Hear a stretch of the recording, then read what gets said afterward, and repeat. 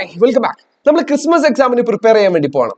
നിങ്ങൾ already prepare ചെയ്ത് കഴിഞ്ഞവരാണെന്നുണ്ടെങ്കിൽ, അതല്ല പ്രിപ്പയർ ചെയ്യാൻ ജസ്റ്റ് സ്റ്റാർട്ട് ചെയ്യുന്നുള്ളെങ്കിലും, അതല്ല ഇതുവരെ ഒന്നും നോക്കിയിട്ടില്ല ഇനി വേണം ഒന്ന് പ്ലാൻ ചെയ്ത് തുടങ്ങണം എന്നുള്ള ലെവലിലാണെന്നുണ്ടെങ്കിലും, പൊതുവായിട്ട് നമുക്ക് ലാംഗ്വേജ് എക്സാമുകളെ കുറിച്ച്, മലയാളം ഇംഗ്ലീഷ് പോലെയുള്ള ലാംഗ്വേജ് എക്സാമുകളെ കുറിച്ച് നമുക്കുള്ളൊരു സംശയമാണ് എത്ര എഴുതണം എന്നുള്ളത്. എത്ര എഴുതിയാലാണ് നമുക്കൊരു പെർഫെക്റ്റ് ആൻസർ ആവുന്നത്, എത്ര എഴുതിയാലാണ് ആ ഒരു പെർട്ടിക്കുലർ ക്വസ്റ്റ്യൻ നമുക്കൊരു ഫുൾ മാർക്ക് കിട്ടുന്നത് എന്നുള്ളത് കാലാകാലങ്ങളായിട്ടുള്ള നമ്മളൊരു സംശയമാണ്. പക്ഷെ സിമ്പിളായിട്ട് ഞാൻ പറഞ്ഞുതരാം. നമുക്ക് എവിടൊക്കെയാണ് നമുക്ക് പാരഗ്രാഫ് തിരിക്കേണ്ടത്, എത്ര സെന്റൻസ് ആയി കഴിഞ്ഞാലാണ് നമ്മൾ ഒരു പാരഗ്രാഫ് ആക്കി തിരിക്കേണ്ടത്, ഇനി അതുമല്ല 5 മാർക്കിന് എത്ര എഴുതണം, 7 മാർക്കിന് എത്ര എഴുതണം, 10 മാർക്കിന് എത്ര എഴുതണം എന്നുള്ള ഒരു സംശയം ഉണ്ടാവും. ചില ഡിസ്കോഴ്സുകൾക്ക് നമുക്ക് വളരെ കുറച്ച് എഴുതിയാൽ തന്നെ മാർക്കായി. പക്ഷെ ചില ഡിസ്കോഴ്സുകൾക്ക് നമ്മൾ വാരിക്കോരി എഴുതിയാലും ചിലപ്പോൾ നമുക്ക് അതിന് മാർക്ക് കിട്ടാറുമില്ല. സോ സാധാരണഗതിയിൽ നമ്മൾ മനസ്സിലാക്കേണ്ട ഒരു കാര്യം, നമ്മൾ എത്ര എഴുതുന്നു എന്നുള്ളതിൽ വലിയ കാര്യമൊന്നുമില്ല. പക്ഷേ ചില ഡിസ്കോഴ്സുകൾക്ക് നമുക്കൊരു ഒരു മിനിമം മര്യാദ ഉണ്ട്, ഇത്രയെങ്കിലും എന്നുള്ളൊരു മിനിമം ക്രൈറ്റീരിയ ഉണ്ട്. അത് എത്രത്തോളാണെന്നുള്ളത് നമുക്കൊന്ന് ജസ്റ്റ് നോക്കാം. നമുക്കൊരു ക്വസ്റ്റ്യൻ പേപ്പർ അനലൈസ് ചെയ്തുകൊണ്ട് തന്നെ എത്ര ഏകദേശം എഴുതണം, ഏതൊക്കെ ഡിസ്കോഴ്സുകൾക്ക് എത്രയൊക്കെ മാർക്കുകൾക്ക് എത്രയൊക്കെ എഴുതണം എന്നുള്ള കാര്യങ്ങളൊക്കെ ബേസിക്കലി നമുക്കൊന്ന് മനസ്സിലാക്കാം. സോ ഇങ്ങനെ ഒരു ക്വസ്റ്റ്യൻ കിട്ടിക്കഴിഞ്ഞാൽ, അതായത് ഫസ്റ്റ് നമ്മുടെ ക്വസ്റ്റ്യൻ പേപ്പർ നമ്മുടെ കയ്യിൽ കിട്ടുന്ന സമയത്ത് സാധാരണഗതിയിൽ നമ്മൾ ആദ്യം വായിക്കുന്നത് ഇങ്ങനെ ഒരു കൈൻഡ് ഓഫ് ക്വസ്റ്റ്യൻ ആയിരിക്കും. ഇവിടെ നിങ്ങൾ ശ്രദ്ധിച്ചോ, 1 മാർക്കാണ്, 1 സ്കോറാണ് എല്ലാ ക്വസ്റ്റ്യനും കൊടുക്കുന്നത്. ഇങ്ങനെ 1 മാർക്കാണ് എന്നുണ്ടെങ്കിൽ നിങ്ങൾ ഒരു കാര്യം മനസ്സിലാക്കിയിരിക്കണം, അത് ഒരു സെന്റൻസിലായിരിക്കണം അതിന്റെ ഉത്തരം എന്ന് പറയുന്നത്, അല്ലെങ്കിൽ ഒരൊറ്റ വേർഡിലായിരിക്കണം ഒരു ഉത്തരം. ഇതിൽ നമ്മൾ ഒരൊറ്റ ക്വസ്റ്റ്യൻ തന്നെ വായിച്ചു നോക്കാം. What awakened the doctor on A foggy November night. ഈ ഒരു ഉത്തരം എന്ന് പറയുന്നത് ചിലപ്പോൾ ഒരൊറ്റ വാക്കിലായിരിക്കും, ഒരൊറ്റ സെന്റൻസിലായിരിക്കണം. അതിൽ കൂടരുത്. അതിൽ കൂടിക്കഴിഞ്ഞാൽ നമുക്ക് ഉണ്ടാവുന്ന ഒരു നഷ്ടം സമയനഷ്ടമാണ്, അല്ലാതെ മാർക്ക് നിങ്ങൾക്ക് എക്സ്ട്രാ ഒരിക്കലും കിട്ടില്ല. ഇത് നമുക്ക് അറിയാത്തൊരു പാസേജ് അല്ല, ഇത് നമുക്ക് ഫെമിലിയർ ആയിട്ടുള്ള ഒരു പാസേജിൽ നിന്നാണ് തന്നിരിക്കുന്നത്. അതുകൊണ്ട് തന്നെ വലിച്ചു വാരി എഴുതാൻ നിൽക്കണ്ട, എനിക്ക് ഇതിന്റെ ഉത്തരം അറിയാലോ അതുകൊണ്ട് വലിച്ചു വാരി അങ്ങോട്ട് എഴുതാൻ നിൽക്കണ്ട, സമയനഷ്ടമാണ് അവിടെ ഉണ്ടാവുന്നത്. ഇനി വേറെ നമുക്ക് 4 അതിൽ കൂടുതലോ വരികൾ തന്നിട്ടുണ്ടാവും. ചിലപ്പോൾ 8 വരികൾ ഉണ്ടാവും. ഇവിടെ 8 വരികൾ കൊടുത്തിട്ടുണ്ട്. ഈ 8 വരികളിൽ നിന്ന് ഇതുപോലെ തന്നെ 1 മാർക്കിന്റെ ക്വസ്റ്റ്യൻ ആണ് ചോദിച്ചിരിക്കുന്നത്. ഇപ്പൊ for example, why the priest rode now as he never rode. Why എന്നുള്ള ഒരു ക്വസ്റ്റ്യൻ ആണ്. ഈ വൈ കാണുമ്പോൾ ചിലപ്പോൾ നമുക്കൊരു 4-5 സെന്റൻസ് എഴുതാൻ തോന്നും. പക്ഷെ ഒരൊറ്റ സെന്റൻസിൽ എന്തുകൊണ്ടാണ് പുള്ളിക്കാരൻ ഇത്ര വേഗത്തിൽ ഓടിച്ചത് എന്നുള്ളത് അവിടെ എഴുതി വെച്ചാൽ മതി. അല്ലെങ്കിൽ ഒരൊറ്റ വേർഡിന്റെ ഒരു എക്സാമ്പിൾ ഞാൻ പറഞ്ഞുതരാം. Pick out A visual image from the given lines. ഇതിൽ നിന്ന് ഒരു വിഷ്വൽ ഇമേജ് എടുക്കാനാണ് പറഞ്ഞിരിക്കുന്നത്. ഇത് ഒരൊറ്റ വേർഡിലാണ് ഇതിന്റെ ഉത്തരം. പക്ഷെ മാർക്ക് 1 മാർക്കിനാണ്. ഒരൊറ്റ സെന്റൻസിൽ കൂടുതൽ ഒരിക്കലും ആ ഉത്തരം പോകരുത്. ഇനി അപ്രിസിയേഷൻ എഴുതുന്ന സമയത്ത് വേറൊരു ക്വസ്റ്റ്യൻ ആണ്, 11ാമത്തെ ക്വസ്റ്റ്യൻ ആണ്. ഇത് 2022 നമ്മളോട് ക്രിസ്മസ് എക്സാമിന് ചോദിച്ചിട്ടുള്ള ഒരു ക്വസ്റ്റ്യൻ പേപ്പറാണ്. അതും തന്നെയാണ് എടുത്തിരിക്കുന്നത്. ഈ അപ്രിസിയേഷൻ എഴുതുന്ന സമയത്ത് എത്ര മാർക്കിനാണെന്ന് നോക്കണം. 5 മാർക്കിനാണോ, അതല്ല 10 മാർക്കിനാണോ, 7 മാർക്കിനാണോ എന്നുള്ളതൊക്കെ നോക്കുക. 5 മാർക്ക് ആണെന്നുണ്ടെങ്കിൽ നിങ്ങളുടെ കയ്യിൽ എല്ലാ പോയിന്റുകളും ഉണ്ടെങ്കിൽ ഒരു 3 പാരഗ്രാഫ് മതി, അല്ലെങ്കിൽ ഒരു 3/4 പേജ് മതി. എന്ത്, ഒരു 5 മാർക്കിന്റെ ക്വസ്റ്റ്യൻ. ഇനി ഒരു 7 മാർക്കിനാണെന്നുണ്ടെങ്കിൽ നിങ്ങൾക്ക് ഒരു 1.5 പേജോ അല്ലെങ്കിൽ 1 പേജോ എഴുതാം. ഒരു 7 മാർക്കിന്റോ 10 മാർക്കിന്റോ ക്വസ്റ്റ്യൻ ആണെങ്കിൽ അത്രയും മതി. അതിൽ കൂടുതലായിട്ട് കാര്യമൊന്നുമില്ല. ഈ 3 പാരഗ്രാഫിൽ എന്തൊക്കെ വരണം? ഒന്ന്, ഇൻട്രൊഡക്ഷൻ വരണം. 1ാമത്തെ പാരഗ്രാഫിൽ ഇൻട്രൊഡക്ഷൻ വരണം. 2ാമത്തെ പാരഗ്രാഫിൽ നമ്മൾ ഇതിന്റെ തീമുകളും ഐഡിയാസ് ഒക്കെയാണ് 2ാമത്തെ പാരഗ്രാഫിൽ വരേണ്ടത്. 3ാമത്തെ പാരഗ്രാഫിലാണ് ഇതിന്റെ പോയറ്റിക് ഡിവൈസുകൾ വരേണ്ടത്. ഇത് 5 മാർക്കിന്റെ ഫോർമാറ്റ് ആട്ടോ. ഈ 5 മാർക്കിന്റെ ക്വസ്റ്റ്യൻ ആണെന്നുണ്ടെങ്കിൽ അതിൽ അപ്രിസിയേഷൻ ആണ് ചോദിക്കുന്നുണ്ടെങ്കിൽ ഈ 3 കാര്യങ്ങൾ 3 പാരഗ്രാഫുകളാക്കി എഴുതിയാൽ മതി. ഒരു 3/4 പേജും മതി. അപ്രിസിയേഷൻ സെറ്റാ. ഇനി 12 to 16 എന്താ എഴുതേണ്ടത്? ഒരൊറ്റ മാർക്കിനാണ്. നമുക്ക് അറിയാത്തൊരു പാസേജിൽ നിന്നാണ് ക്വസ്റ്റ്യൻ വന്നിരിക്കുന്നത്. 1 മാർക്കിനാണെന്നുണ്ടെങ്കിൽ ഞാൻ പറഞ്ഞല്ലോ, ഒരൊറ്റ വേർഡ് ആയിരിക്കണം, അല്ലെങ്കിൽ ഒരൊറ്റ സെന്റൻസ് മതി അവിടെ ഉത്തരം. ഇനി 7 മാർക്കിന്റെ ചോദ്യങ്ങളാണ് ഇവിടെ ചോദിച്ചിരിക്കുന്നത്. 17 to 18 answer one of the following question carries 7 score. ഇവിടെ ആദ്യം റൈറ്റപ്പ് എഴുതാനാണ് പറഞ്ഞിരിക്കുന്നത്. 7 മാർക്കുണ്ട്. 7 മാർക്ക് ഉണ്ടെങ്കിലല്ലേ നമ്മൾ എന്തായാലും ഒരു 1.5 പേജ് എങ്കിലും എഴുതണം. ഒരു 1.5 പേജ്, ഏറ്റവും കുറഞ്ഞ പക്ഷം ഒരു പേജെങ്കിലും എഴുതണം. ഈ 1 പേജാണ് നിങ്ങളുടെ ഉത്തരം എന്നുണ്ടെങ്കിൽ അതിൽ എല്ലാ പോയിന്റുകളും വന്നിട്ടുണ്ട് എന്നുള്ളത് നിങ്ങൾ ഉറപ്പുവരുത്തണം. അപ്പൊ 7 മാർക്കിന് ഏകദേശം ഒരു 7 പോയിന്റോളം അതിൽ കൃത്യമായിട്ട് വരണം എന്നുള്ളത് നമ്മൾ ശ്രദ്ധിക്കുക. അതല്ല നിങ്ങളുടെ പോയിന്റുകളെ കുറിച്ച് നിങ്ങൾ അത്ര ഒരു കോൺഫിഡന്റ് അല്ല എന്നുണ്ടെങ്കിൽ ഒരു 1.5 പേജെങ്കിലും നിങ്ങൾ എഴുതുക. ഇപ്പൊ റൈറ്റപ്പ് ഒക്കെ എഴുതുന്ന സമയത്ത് നമ്മൾ ടൈറ്റില് ടൈറ്റിൽ സ്റ്റാർട്ട് ചെയ്യും. ഒന്നാമത്തെ പാരഗ്രാഫിൽ നമ്മൾ ഇൻട്രോ എഴുതും. രണ്ടാമത്തെ പാരഗ്രാഫിൽ നമ്മൾ ടോപ്പിക്കിനെ കുറിച്ചുകൂടെ ഒന്നും കൂടെ ഇതാണ് ഈ ഒരു വിഷയത്തിനെ കുറിച്ചാണ് സംസാരിക്കുന്ന കാര്യം എഴുതും. ടോപ്പിക്ക് കഴിഞ്ഞിട്ട് ഇലാബറേഷൻ ആണ് അല്ലേ, ടോപ്പിക്കിനെ കുറിച്ച് വിശദമായിട്ട് നമ്മൾ എഴുതും. അത് കഴിഞ്ഞിട്ട് നാലാമത്തെ പാരഗ്രാഫിൽ നമ്മൾ നമ്മുടെ വ്യൂ പോയിന്റുകൾ എഴുതും. ഈ വ്യൂ പോയിന്റുകളിൽ നിന്നാണ് നമ്മൾ പുറത്തു നിന്നുള്ള കാര്യങ്ങൾ, ചാപ്റ്ററുമായിട്ട് ലിങ്ക് ചെയ്യുന്ന കാര്യങ്ങൾ, ഇത്തരം കാര്യങ്ങളൊക്കെ പറയുന്നത്. അത് കഴിഞ്ഞിട്ട് അവസാനത്തിലേക്ക് വരുമ്പോൾ ഈ പറഞ്ഞ കാര്യങ്ങൾ തന്നെ ഒന്നും കൂടെ കൺക്ലൂഡ് ചെയ്യുക. കൺക്ലൂഷനും കൂടെ കൊടുത്തു കഴിഞ്ഞാൽ എത്ര പാരഗ്രാഫായി? 6 പാരഗ്രാഫ് എഴുതിയാൽ മതി 7 മാർക്കിന് കേട്ടോ. 6 പാരഗ്രാഫ് എഴുതിയാൽ മതി, അല്ലെങ്കിൽ ഒരു 5 to 6 പാരഗ്രാഫ് മതി. 6 പാരഗ്രാഫ് വേണമെന്നില്ല. ഈ ഇൻട്രോ തന്നെ നമുക്ക് ടോപ്പിക്ക് കൊടുത്തു കഴിഞ്ഞാൽ 5 പാരഗ്രാഫ്. സോ 5 പാരഗ്രാഫ് എഴുതിയാൽ മതി 7 മാർക്കിന്. ഇനി എപ്പോഴാണ് നമ്മൾ പാരഗ്രാഫ് ആക്കിയിട്ട് തിരിക്കുന്നത് എന്ന് ചോദിച്ചാൽ, ഒരു 4 to 5 ആയി കഴിഞ്ഞാൽ തന്നെ പാരഗ്രാഫ് അങ്ങോട്ട് തിരിച്ചോണം.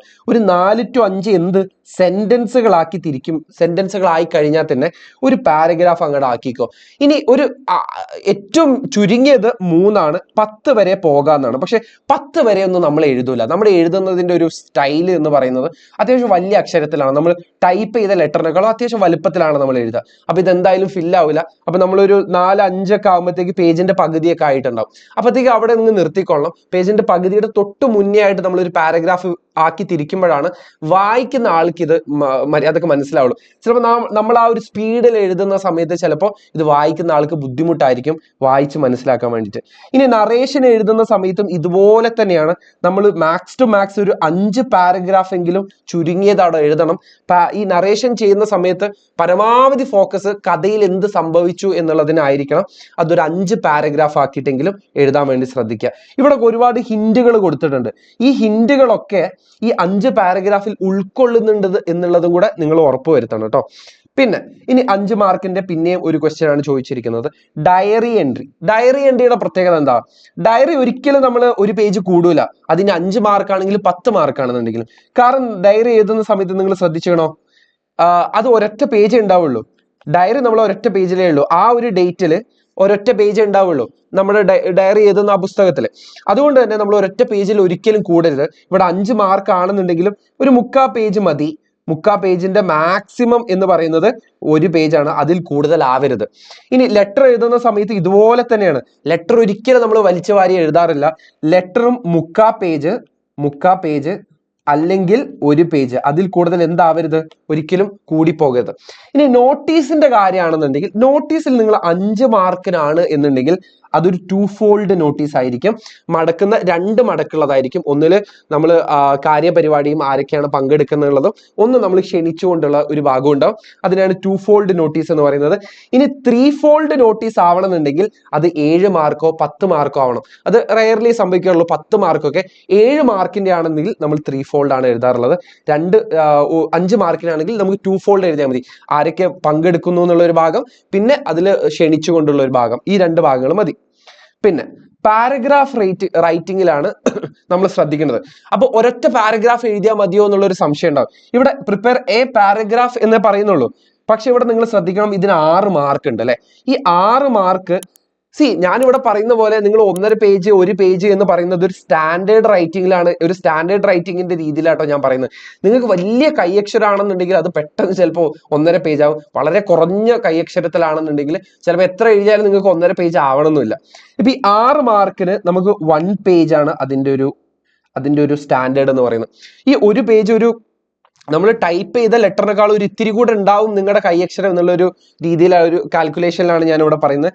ഈ 1 പേജിൽ നമുക്ക് എന്തൊക്കെ കൊടുക്കാം? ഒരു 3 പാരഗ്രാഫ് മതിയാവും. ഈ ഒരു 3 പാരഗ്രാഫ് ധാരാളമായിരിക്കും. ഈ 3 പാരഗ്രാഫ് എന്തുകൊണ്ടാണ് പറയാനുള്ള കാരണം എന്ന് വെച്ചാൽ, സാധാരണഗതിയിൽ ഞാൻ പറഞ്ഞല്ലോ, നമ്മളൊരു 4 to 5 പാരഗ്രാഫ് ആകുമ്പോൾ ആ പാരഗ്രാഫിനെ തിരിച്ചെഴുതും. 4 to 5 സെന്റൻസുകളാകുമ്പോൾ നമ്മൾ അതിനൊരു പാരഗ്രാഫ് ആക്കിയിട്ട് തിരിക്കും. പക്ഷെ ആക്ച്വലി 3 to 10 സെന്റൻസുകളാണ് ശരിക്കും പറഞ്ഞാൽ ഇതിന്റെ അപ്പർ ലിമിറ്റ് ലോവർ ലിമിറ്റും. 3 സെന്റൻസുകളാകുമ്പോൾ നമുക്ക് ആക്ച്വലി ഒരു പാരഗ്രാഫ് ആക്കി തിരിക്കാം.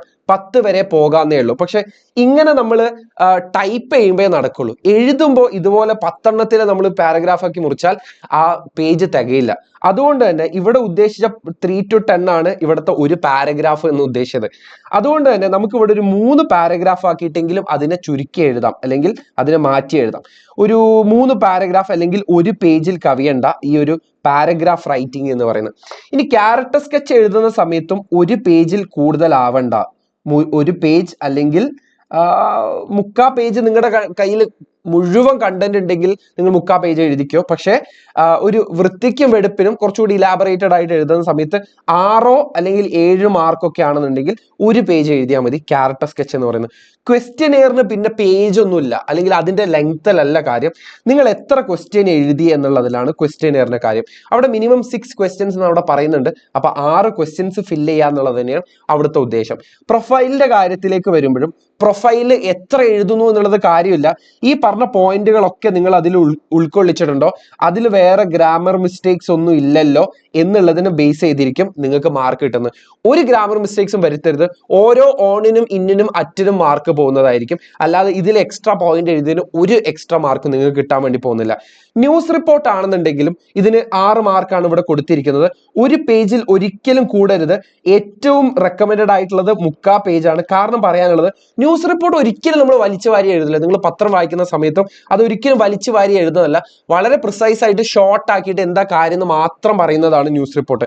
അപ്പൊ 3/4 പേജ് ധാരാളമാണ്. അതിന് ടൈറ്റിൽ കൊടുക്കാൻ ശ്രദ്ധിക്കുക, എന്തെങ്കിലും ആ മാർക്ക് നിങ്ങൾക്ക് പൂർണ്ണമായിട്ട് കിട്ടുള്ളൂ. ന്യൂസ് റിപ്പോർട്ടിലല്ലേ ആദ്യം ഒരു ഇൻട്രോ വേണം ആദ്യത്തെ പാരഗ്രാഫിൽ കേട്ടോ. പിന്നെ രണ്ടാമത്തെ പാരഗ്രാഫിൽ എന്തൊക്കെ കാര്യങ്ങൾ അത് നമ്മൾ നേരത്തെ പറഞ്ഞോ അതിന്റെ ഡീറ്റെയിൽഡ് ആയിട്ടുള്ള ഒന്ന് വേണം. അവസാനത്തിലേക്ക് ഒരു കൺക്ലൂഷനും വേണം. അപ്പൊ നിങ്ങൾ കൊടുക്കുകയാണെന്നുണ്ടെങ്കിൽ 3/4 പേജാണ് കൊടുക്കുന്നുണ്ടെങ്കിൽ അവിടെ ഒരു 3 പാരഗ്രാഫ് എങ്കിലും വേണം, അല്ലെങ്കിൽ ചുരുങ്ങിയ പക്ഷം അവിടെ ഒരു 2 പാരഗ്രാഫ് എങ്കിലും വേണം. ഓക്കെ, ഇനി നമ്മൾ ഇത് ഒറ്റ മാർക്കിന്റെ ക്വസ്റ്റ്യൻസ് ആണ്, അത് വായിച്ചിട്ട് എഴുതാനാണ്. ഇനി ബാക്കി വരുന്നത് ഗ്രാമർ ആണ്. ഗ്രാമറിന് പിന്നെ എത്ര പേജ് എഴുതണം എന്നുള്ള ചോദ്യത്തിന് ഇവിടെ പ്രസക്തിയില്ല. അപ്പോൾ ഏകദേശം എല്ലാ ഡിസ്കോഴ്സുകൾക്കും ഏകദേശം എത്ര എഴുതണം, എത്ര മാർക്കുകൾക്ക് എത്ര എഴുതണം എന്നുള്ളത് നിങ്ങൾക്ക് ഒരു ഐഡിയ കിട്ടിയിട്ടുണ്ടാവും എന്ന് ഞാൻ വിശ്വസിക്കുന്നു. So all the very best മക്കളെ, താങ്ക് യു.